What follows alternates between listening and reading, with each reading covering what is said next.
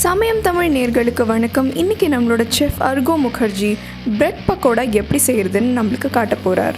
இதை நம்ம பிரெட் பஜ்ஜின்னு கூட சொல்லலாங்க. இதை நம்ம ஈவினிங் டீக்கு வச்சு சாப்பிடலாம், இல்லை குழந்தைங்களுக்கு ஸ்நாக்ஸ் பாக்ஸில் போட்டு கூட கொடுத்து விடலாம். இந்த பிரெட் பக்கோடாவை செய்ய தேவையான பொருட்கள் இதோ. இல்லாமல் இது செய்ய மொத்தமாகவே 2 மீடியம் சைஸ்ட் வேக வச்ச உருளைக்கிழங்கு, 1 டீஸ்பூன் சீரகம், 1 டீஸ்பூன் கொத்தமல்லி விதைகள், 1 டீஸ்பூன் ஓமம், ஃப்ரெஷ்ஷான கொத்தமல்லி தழை, 4 ஸ்லைஸ் பிரெட், 2 கப் கடலை மாவு, 2 டீஸ்பூன் மாங்காய் பொடி, 2 டீஸ்பூன் காஷ்மீரி மிளகாய் தூள், ஃப்ரெஷ்ஷான பச்சை மிளகாய், 1/2 இன்ச் இஞ்சி, அப்புறம் தேவையான அளவு உப்பு. ஒரு பேனில் தேவையான அளவு கொத்தமல்லி விதைகளும் சீரகமும் போட்டு 2லேருந்து 3 நிமிஷம் வரை ட்ரையாக ரோஸ்ட் பண்ணிக்கோங்க. அப்புறமா அதை பொடிச்சு பவுடராக தனியாக வச்சுருங்க. இன்னொரு பேன் எடுத்து அதில் தேவையான அளவு எண்ணெய் ஊற்றி கட் பண்ணி வச்ச இஞ்சியும் பச்சை மிளகாயும் ஆட் பண்ணி நல்லா மிக்ஸ் பண்ணிக்கோங்க.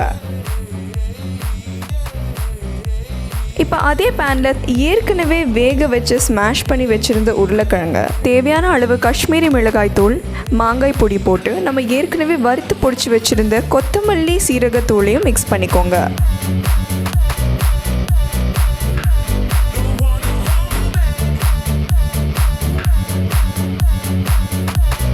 அதில் கொஞ்சம் தேவையான அளவு உப்பும் ஃப்ரெஷ்ஷாக கட் பண்ணி வச்ச கொத்தமல்லி தழையும் ஆட் பண்ணி சைடில் கொஞ்சம் ஆறுறதுக்கு எடுத்து வச்சுருங்க.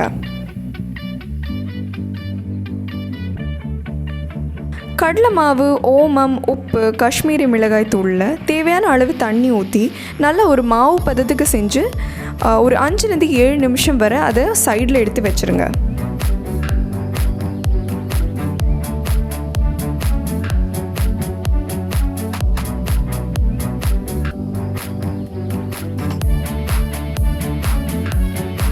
இப்போ நம்ம ஏற்கனவே வேக வச்சு ஸ்மாஷ் பண்ணி வச்சுருந்த உருளைக்கிழங்க ஒரு பிரெட் ஸ்லைஸ் மேலே நல்லா ஈவனாக தடவிக்கோங்க.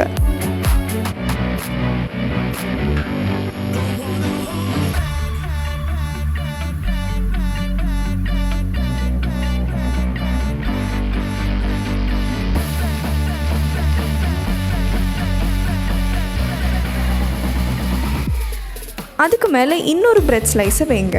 அதாவது 2 பிரெட் ஸ்லைஸ்க்கும் நடுவில் அந்த ஸ்மாஷ் பண்ணி வச்ச பொட்டேட்டோ ஈவனாக ஸ்ப்ரெட் ஆகிருக்கணும்.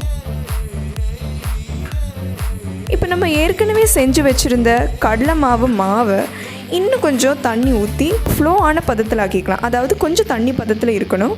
இப்போ அதில் நம்ம செஞ்சு வச்ச பிரெட் ஸ்லைசஸை முக்கி ஒரு பேனில் ஆயில் ஊற்றி அதில் போட்டு நல்லா பொன்னிறமாக மாறுற வரைக்கும் ஃப்ரை பண்ணிக்கோங்க.